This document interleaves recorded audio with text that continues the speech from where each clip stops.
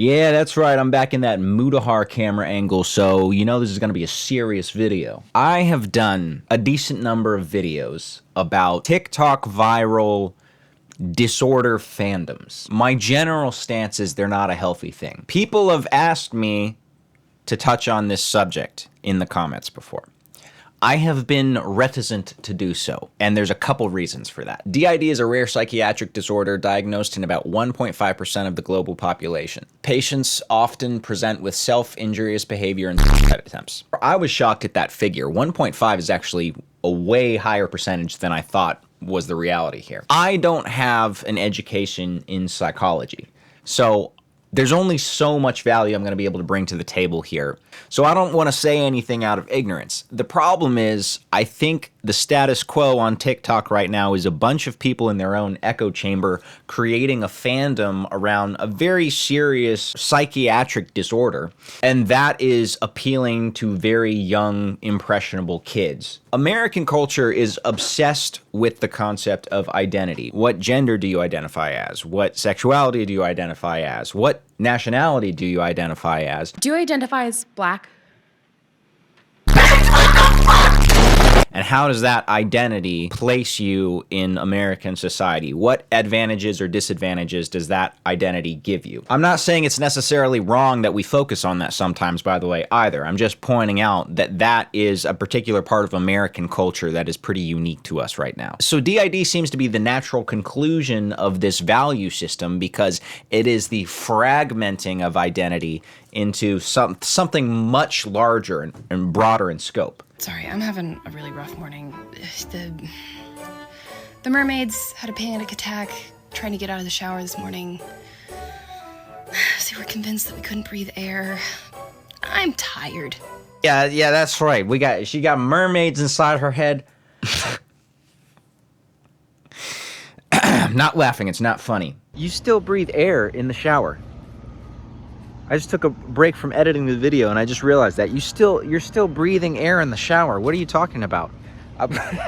So I'm not here to say, oh, this is all just fake and everyone's faking it and it's not real. I am here to say, however, that some people are faking it. Kids are picking up alters like Pokemon at this point. That's legitimately what it is. Kids online want to be part of something cool. They want to have an identity. They want to have something that places them in a group that they have some amount of personal value in. Demon alters, non-human alters in dissociative identity disorder, switching and disassociation.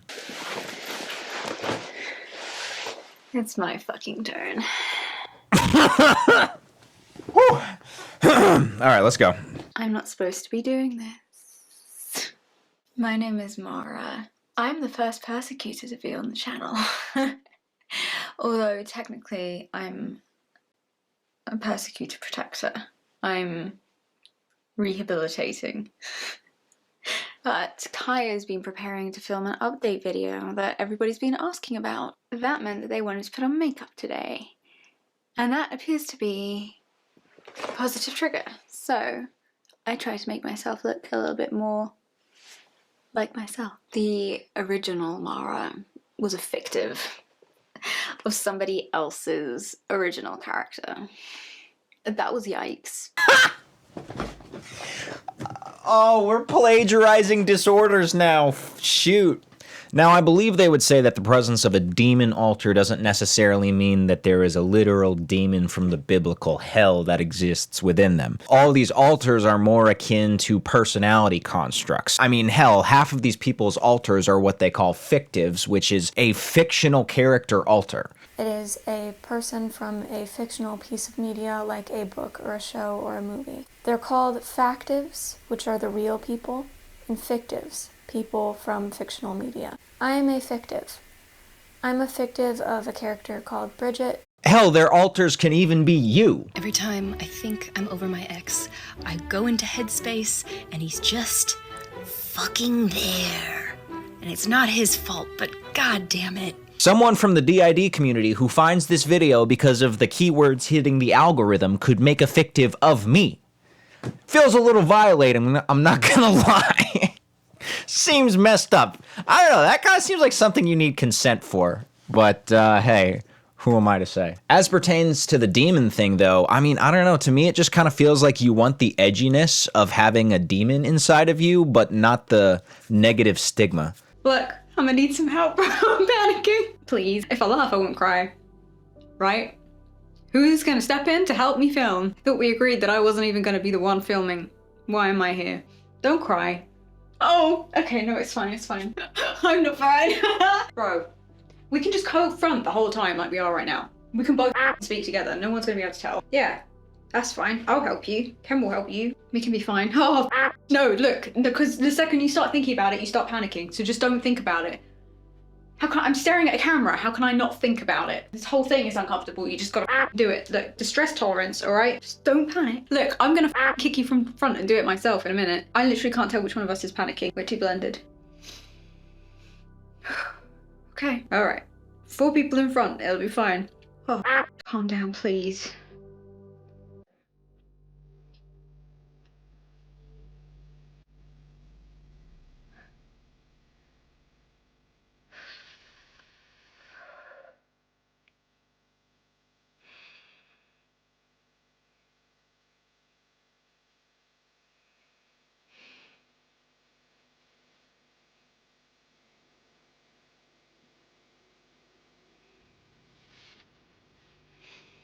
Well, this is fucking uncomfortable. Damn. All right.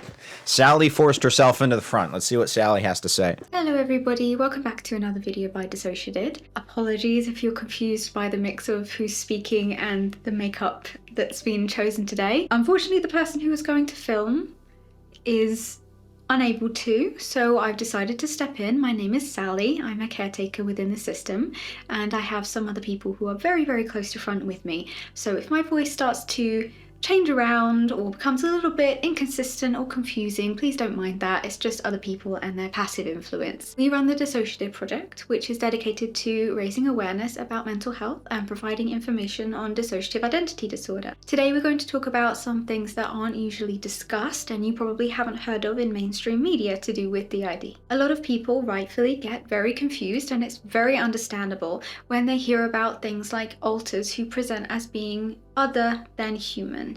So that could be animals, mystical creatures, anything of the sort. Usually we find that it helps when it's explained why that might happen. We've decided to start a series that explains different types of alters and why they may appear the way that they do, to try and reduce some of the stigma that exists specifically around non-human alters. Sometimes people are very considerate and accepting and understanding of alters that appear human, and then start to turn off when it comes to more complicated topics.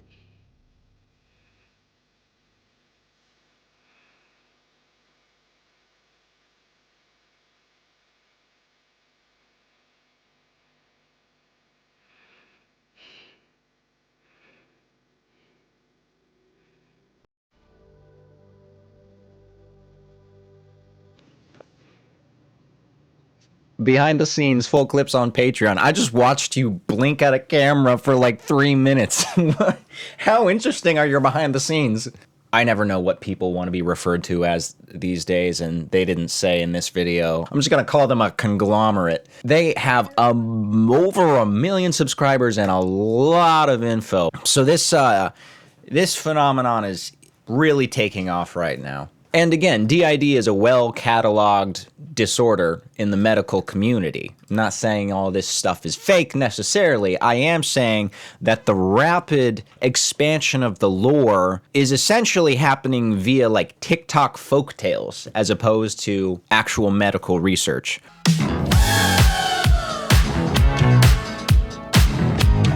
I was a shit person when I had this app. Talking about Wattpad. I was an idiot and had no idea what I was doing. I was probably 10 or 11. Well, you just described pretty much every 10 and 11-year-old, so don't beat yourself up too much. I faked and lied about having multiple disorders such as ADHD, autism, depression, asthma, insomnia, literally any disorder I ever told anyone on this app I had. I'm not trying to victimize myself when I say this. I wanted to be special so bad to the point I lied and immediately self-diagnosed myself if I had only one characteristic of a disorder. I am so sorry. I'm starting to see a lot of accounts like this cropping up on Reddit and TikTok and YouTube. Michelle Manna is a YouTuber I've recently discovered who catalogs a lot of these. I'm not intimately familiar with her content, so I don't know, I can't vouch for it necessarily, but here's one account she shares. This is not her account. This is someone's that she's reading. I think it was mid-2020, late 2021 when I started watching TikTok compilations about DID. It had the Wonderland System TikToks in it, so you can probably guess how that went. For some reason, I thought it was really cool that people had these identities in their head and everything that'd ensue with it. I had 3 alters that fit pretty basic archetypes of what most fakers use. The edgy one, the little, the mature one, and the quirky, haha, I'm so different one. I told one of my close friends about it, and he somehow believed me. I even invited them to a Discord server that was basically a diary for each alter, which is something I'm pretty sure no system would ever do. I did things like switching on call, introducing my alters, and faking amnesia. However, my DID magically faded away as I forgot about my alters and the server I made for them. And my friends didn't even question a single thing about it. After thinking about it years later, the reason I may have faked DID was because I was just some weird teen looking for a way to fit in and find myself, thinking that gravitating towards a disorder would make me unique and different. After taking a look at the actual disorder and myself, I learned how much of a struggle it was and realized I'm very lucky not to have to deal with any of these symptoms and the PTSD that comes with it. Fast forward to today, I'm actually very happy where I am now. I'm confident in myself as a person, and I don't need a disorder in order to be someone special because I know my worth. As for my friends, I have a feeling that some believed me and some didn't. I'm no longer in that friend group, but I do wish them well and want to give them the world for somehow surviving through my delusions. DID can be seen as intriguing by a psychological stance. Intriguing and sad that a child had to turn to this extreme dissociation mechanism. In order to survive extreme childhood trauma, the brain splits off into multiple identities. This coping mechanism might have saved you during childhood when experiencing a traumatic event that your brain thought it couldn't survive. But going into adulthood, it might no longer be adaptive for you, experiencing dissociation, symptoms of PTSD. Right, but as far as my understanding goes, actual medically diagnosed DID doesn't really work like that. It's not a coping mechanism that one picks up for a while and then discards when they no longer are in traumatic circumstances. There isn't a cure for DID, but symptoms can get better. You'll need to manage the condition your entire life. This can feel overwhelming, but a provider will help you find the right treatment. The bit I'm referencing is from a little bit from the Cleveland Clinic and then some from the National Library of Medicine. Yeah, my understanding is it's not something that tends to just go away on its own. We're a system. I'm a non-human alter. My name's Bip. Hi, Bip. I'm shy and don't talk much, nor do I speak English. But I can write it. I can write subtitles for myself. What's your favorite animal? I don't know what an animal is. I'm not human. I think it is creating problems because you have kids who want to be a part of something like this. They think it's cool. They think it's quirky. It's literally fandom. You get to create characters and have them inside your head and talk about them, and people validate you for it. And then you feel oppressed when people who aren't part of your online community bubble don't validate you the same way. I tried unmasking around my extended family because I thought they were safe, non-ableist people. Turns out that we had a mask for a reason. I don't fit the mold anymore, so I was excluded from my cousin's wedding because my disability is distracting, rude, and attention-seeking. Listen, if you have a disorder, you have a disorder, and hopefully if you're a teenager, your parents are making the appropriate steps to make sure you get treatment for that. But if your diagnosis came from an e-girl on TikTok, there's a limit to how much you can expect people to allow their lives to be affected by all of these things that you are throwing at them. Listen, do I enjoy pissing off various online communities and watching their fans melt down in my comments section? Absolutely. But is that what I'm trying to do here? For the first time, perhaps ever, no, I'm not. The reason why is I consider this to be a community that has a lot of very damaged people in it who in a lot of circumstances, maybe haven't gotten some professional help when they need it. I think it would be good if people who have the education and the professional expertise behind this weighed in on the whole phenomenon and helped to guide some people more in the right direction. So often these online communities become echo chambers which make you more fragile, because the stronger the echo chamber gets, the harder of a shell forms around you and anyone who doesn't have the same experience as you. That's about the summation of my thoughts. I don't know. Have a nice day.